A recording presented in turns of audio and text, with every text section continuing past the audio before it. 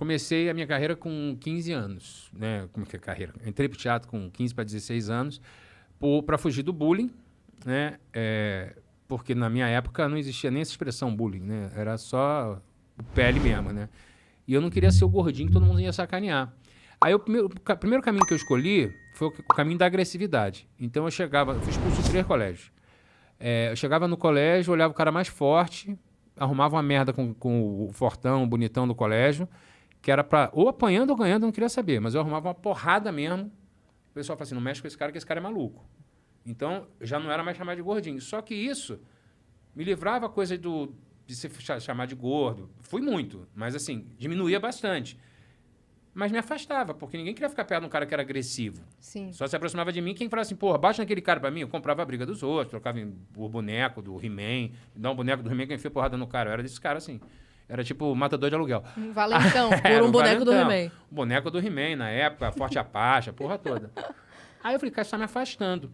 Aí, na década de 90, teve um filme, os jovens não vão conhecer, mas vocês já ouviram falar, que é Uma Cilada para Roger Rabbit. Que é Jessica Rabbit, foi uma renovação em Hollywood, que era animação com live action, né? E aí tinha uma frase, porque a Jessica Rabbit, que era uma pin-up linda, que quem fazia era Kim Basinger, que fazia a voz, ela namorava com o coelho, que era o Roger Rabbit. E aí o cara pergunta pra ela, o detetive pergunta pra ela assim, você é uma mulher linda, que todos os homens desejam, por que você tá com esse coelho? E aí ela fala assim, ele me faz rir. Ali, cara, caiu uma ficha na minha cabeça, que eu falei assim, cara, quem faz rir transforma, o riso transforma.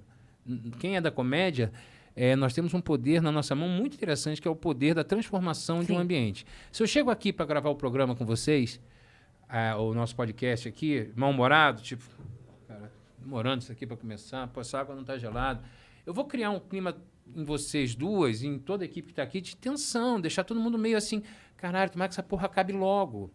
Porque tá todo mundo desconfortável. Se eu chego aqui brincando, mexo, brinco, você descontrai o clima, você fica à vontade para me perguntar o que quiser e eu para responder do jeito que eu quiser. E a gente consegue transformar isso num bate-papo. Voltamos para o humor popular, que é aquilo que eu falei. Bom, mas enfim, aí eu descobri esse lugar que eu tinha que ser um cara divertido. Aí eu comecei a ser um cara engraçado, ouvia todos os discos do Costinha, do Chico Anísio, na época era LP. Sou de época, tenho 48 anos. Então, botava os LPs para ouvir e tal, não sei o que, contava piada na sala. Mas eu não queria saber de aula. Isso foi me rendendo reprovação e o cacete a 4 e tal. Aí até que deu uma merda no colégio. Mas peraí, nesse momento que você começou a contar, porque você tinha afastado todo mundo. Quando você mudou essa chavinha? Muitos amigos e namoradas, porque também era muito difícil namorar. Porque eu dizia que eu era um namorado pantufa, né? Em casa era gostosinho de usar, né? Na rua dava uma vergonha do caralho. Eu já sofri isso, de estar ficando com uma menina e a menina falou assim, não conta pra ninguém que a gente ficou não, hein? Pô, era pra foda. ela não ser zoada. Pra ela não ser zoada, de estar ficando com o gordo. Mas Nossa, quando você vira um cara engraçado, você vira o cara que toca violão no luau, né? Que aí tu é interessante. Então, assim, através do humor, eu comecei a me descobrir, inclusive, com a minha vida amorosa, ser um cara interessante, ser um cara divertido e tudo mais, é usar o humor como uma máscara mesmo, né? Como uma fantasia para que as pessoas desvinculassem só a imagem do preconceito em cima de mim. Eu fico muito feliz que na geração de hoje, isso está muito diminuindo, meu corpo, minhas regras, todos esses movimentos que a gente está vendo nas redes sociais e tudo mais, que é isso, assim, o que é o belo, o que não é o belo, né? Só mesmo a Graziane sabe o que é o belo. Mas é piada merda, caralho. Piada merda que nem agora. Eu não vi essa chegando. Eu não vi chegando. Nem eu, saiu. O cérebro... É que nem pum, sai. Aí, mas, aí a psicóloga do colégio viu que eu tava só fazendo merda, já tinha sido expulso, virou pra minha mãe e falou, bota esse garoto no teatro, porque ele leva jeito. E aí, com 16 anos, porque eu inventava histórias, eu só queria bagunça, não queria saber de colégio. Com 16 anos, eu entrei pro teatro. Aí, logo com 6 meses de curso, eu fui chamado para fazer uma peça chamada Aurora da Minha Vida. Igual quem toca violão, a primeira música era do Led Zeppelin, Cell is to Heaven. Aurora da Minha Vida, todo mundo na minha geração começava a fazer essa peça. Aurora da Minha Vida. A Aurora da Minha Vida, não, Alves de Souza. E aí eu fui fazer essa peça e era um personagem que era dramático, não era cômico. Eu fazia um garoto que tinha... ele tinha um espectro autista e era uma peça que se passava na época da ditadura e tudo mais, e tinha uma suspeita de eu ter matado meus pais. Era um personagem mais pesado. E nós fizemos todos... E aí eu fiz um teste, passei para esse personagem. Nós fizemos todo o circuito de um festival que tinha no Norte e Nordeste. Eram 8 festivais. Dos 8 festivais, eu ganhei 7 prêmios, melhor ator. Com 6 meses. Com 6 meses fazendo curso. Eu falei, opa, me achei. Achei minha tribo, né? Não sei se pode falar isso hoje. Achei minha turma. Então, achei minha turma. E nesse achei minha turma, aí eu comecei a ser esse cara, que eu era o primeiro da companhia. Eu era o que todo mundo queria fazer grupo comigo no teatro. E aí, dali foi uma transformação. Aí Parece que o jogo virou, não é mesmo? Parece que o jogo virou. Aí, dali, eu fiz uma outra peça, que era de um festival, de um curso de inglês chamado IBEU. Era um curso de inglês chamado IBEU. Aí, eles faziam um festival de teatro estudantil. E aí, eu ganhei, você podia fazer uma bolsa de 3 a 6 meses, ou na Inglaterra, escolher, ou nos Estados Unidos. Eu escolhi os Estados Unidos, fui para Nova York. Isso E era para quantos ficar anos? 6 meses, com 17 para 18. Caraca! Aí eu... Não, já tinha 18. Aí eu fui para Nova York, ia ficar 6 meses, fiquei 1 ano e 8 meses. Nessa época, a sua família, você morava com seus Na pais Ilha do ainda. Governador. Na Ilha do Governador, E como é que foi pra eles isso? Um horror, odiaram. Porque acharam legal no início. Ê, teatro, depois, caralho, teatro. Ih, meu Deus, vai dar merda. Durante muito tempo a minha mãe falava assim, meu filho faz teatro, mas tá estudando. Né? Tinha essa visão. Aí quando eu fui para Nova York, não, deu aquele glamour, mas teve a coisa de não querer que eu ficasse longe de casa. Aí eu fiquei um tempo, eu estudei porque eu queria ser palhaço de circo. Eu também adoro, né? Você Fiz fez uns curso de cursos, palhaço? fiz curso de Circo de Soleil, fiz muita circo? coisa, com o diretor do Circo de Soleil. Fiz muita coisa, assim, eu venho desse teatro circense, daí que vem a minha máscara do palhaço, a minha máscara da comédia mais física, do Jerry Lewis, da coisa caricata. De expressões. Das expressões, das caretas e tudo mais, vem tudo daí, dessa minha formação, desse humor popular. E aí, bom, seguindo a carreira, Tá bom, vamos lá. dali do teatro, a coisa começou a andar bastante, comecei a fazer bastante sucesso no teatro, mas a televisão não aparecia, e até para fazer esse tipo de humor caricato e tudo mais, sempre dizia assim, não, televisão, ó, menos. Eu tenho uma história maravilhosa, fui fazer uma novela, grande amigo meu, Luciano Sabino, diretor, Luciano Sabino, dirigiu uma novela chamada... esqueci a novela também, muitos anos atrás isso. E a Letícia Spiller, era mocinha e tal, Floriano Peixoto, e tinha uma criança que era raptada. E eu fazia uma participação na novela que eu era o assessor do Capanga, eu era o... Não tinha nome, era Homem 3. Aquelas fases que a gente, tipo, precisava de um cachezinho. Aí, Homem 3 lá, que era o suspeito. Aí eu tava num canto de chapéu, uma novela de época, e a Letícia Spiller passava correndo, fulano, procurando a criança, aí passava por mim e falava assim, você viu um menino, Mourinho, passar por aqui? Não sei o quê, porque tinham sequestrado o garoto. Aí eu tinha que fingir, falava assim, não vi ninguém, tô aqui há um tempão, não passou ninguém. Essa era a minha frase. Aí, gravando, você viu um garoto passar por aqui? Não sei o quê, aí passou por mim, eu falei assim, não vi ninguém, tô aqui há um tempão, não passou ninguém. Corta! Querido, você é do teatro, né? Aí eu falei assim, sou? Todo orgulhoso. Ele falou, pois é, aqui é televisão, tá exagerado, muito caricato. Eu falei, tô? Eu falei exatamente assim como eu falei você. Não, tô aqui há um tempão, não passou ninguém aqui. Isso foi caricato. Isso era exagerado? Aí ele só, menos, não é teatro. Teatro que a gente tem que fazer maior. Aqui é televisão, é mais natural. Eu falei, tudo bem. Ação. Viu um garoto passar por aqui? Aí eu falei assim, não, tô aqui há um tempão, vi passar. Corta! Tá muito expressivo. Ainda eu falei, meu Deus, pra onde que eu vou? Eu não tava fazendo expressão nenhuma. Aí o cara falou, tá um pouco exagerado. Aí chamou a Letícia, vou te mostrar como é que eu quero que você faça. Aí chamou a Letícia, passa o texto comigo. Ela, você viu um garoto passar por aqui, não sei o quê? Aí o diretor passou a cena assim mesmo pra ela. Luciano, te amo. A gente é amigo, mas eu já sacanei isso pra ele. Ele fez assim mesmo. Fala comigo. Você viu um garoto passar por aqui? Você viu um garoto loirinho passar por aqui? Não, tá bom, não passar ninguém. Juro pra você. Aí ele olhou pra mim e falou assim, entendeu? Falei, entendi. Quase inaudível. Não, Sem era expressão exatamente nenhuma. assim. Há muito tempo não passar ninguém aqui agora. Eu falei, caralho, não vou conseguir fazer isso nem fudendo. Beleza. Gravando. Vem a Letícia. Você viu um garotinho passando por aqui, não sei o que, você que faz assim, ó. Obrigado, Rassum. Valeu. Eu falei, nada, imagina. Então é isso mesmo. Só assim, ó. Aí ela seguiu, o cara ficou ótimo. Melhor, assim. Esse foi meu início na televisão. Falasse que não era pra falar Ótimo. nada. Não, eu tá falei, ligado? caralho, porque eu não entendi. Eu falei, cara, não ouviu o que o cara falou. Caralho, isso ninguém tá ouvindo. Eu falei, cara, nunca vou fazer televisão na minha vida. Aí até que, porra, eu comecei a fazer o Chico Isso Anísio. pra comprar remédio no Japão, tem olho no abismo. Nossa, aí o Chico Anísio me vê no teatro, gostou do meu trabalho, me chamou pra um programa dele.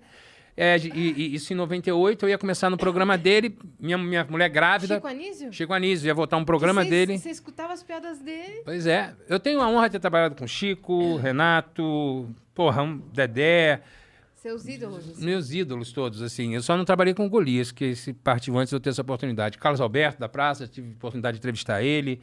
Jerry Lewis, tem a tatuagem com o autógrafo dele, quando nós fizemos o filme. Então, assim, graças a Deus, eu sou um abençoado na minha vida nesse sentido, assim. A própria Xuxa, amigos muito queridos, assim, e que eu admiro demais. Mas estava contando isso que o Chico me chamou o programa dele, só que eu gravou 5 programas, deu um problema lá, ele teve um aborrecimento na emissora, o programa acabou. E eu, tipo assim, minha filha, eu já tinha feito todos os carnês que você possa imaginar, porque a minha filha ia nascer, né? E eu, tudo no cheque pré-datado. Falei, vai voltar a porra toda, né? Vai estourar tudo. Aí eu fui lá na casa do seu Chico, falei, seu Chico, o senhor não tem nada a ver com isso, o senhor me ajuda demais e tudo mais, assim, mas eu tinha acabado de assinar um contrato com a Globo, e o programa não vai mais ter, eu fiz um monte de crediário. Eu não vim pedir dinheiro pro senhor, não. Eu vim pedir pro senhor me ajudar para arrumar um emprego. Porque, do teatro, ele... vai começar um programa chamado Zorra Total aí. Eu vou falar com o Sherman, que é muito meu amigo, e ele te coloca lá no programa lá pra você fazer uma participação. Aí eu entrei pro Zorra Total falando, seu Saraiva, o senhor por aqui. Era a única frase que eu falava no quadro Francisco Milani, saudoso Milani. Eu amo Francisco Milani. Amo. Era o melhor quadro pra mim. Eu amava. Eu era um médico que entrava no final. O que aconteceu? O senhor por aqui? Eu falava isso. Seu Saraiva. Não tô aqui, eu tô não sei aonde. Eu era o cara que entrava, era o da boina. Não tinha nem nome.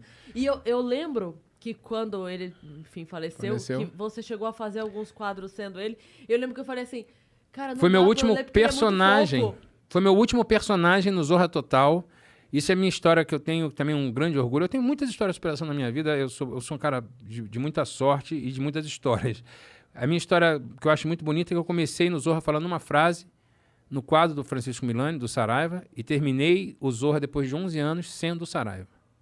Então, assim, depois de todo o sucesso que eu fiz como dupla, depois de todo o sucesso que eu fiz da minha carreira na televisão, você começa... O falecido Sherman, grande diretor, grande amigo meu, mas era um cara que não sabia nem meu nome. E eu saí do programa depois de um grande sucesso, que virou um programa, um quadro que virou um programa, e eu ainda continuei no Zorra, porque o Sherman não abria a mão de mim, mesmo tendo um programa, eu continuei fazendo o Saraiva até acabar. Mas realmente eu sempre fui um cara com cara de fofo, né? Então, eu não vendia vilão. Exato, porque o Saraiva, apesar dele não ser maldoso, ele era antipático, ríspido, né? Antipático. A graça era ele falar, não! As perguntas idiotas, né? Porque... Quer que bote água no copo? Não, bota na minha boca direto. Era assim, tipo assim. Porque assim, na impossibilidade do palavrão da TV, você via na cara dele o não seu imbecil. Não, é pra enfiar no... Bota no meu cu essa exatamente. água. Você via na cara dele o ódio, né? Exatamente. E aí, quando você começou a fazer, eu falei, mas é porque não dá pra ter raiva. Não dá pra de ter você raiva. falando. Não, porque não eu sempre faço o personagem fofo, né? Personagem... mas eu sou bem escroto. Mas... Que bom que eu tô te passando. Aí dali... E aí, em 2010, o Cursino, que escrevia o Zorra, entregaram um livro do... Beijo, Cursino. Cursino, te amo muito. Minha voz, eu chamo ele de minha voz. Inclusive, quem não viu o episódio do Cursino aqui, precisa ver. Maravilhoso. Precisa Cursino ver. é um... Gênio. Foi uma aula, é um cara inteligentíssimo. E ele já escrevia pra mim no Zorra, escreveu nos Caras de Pau, escreveu pra mim. Anos, então, Cursino. 1000 anos, ele era redator final na Globo, né?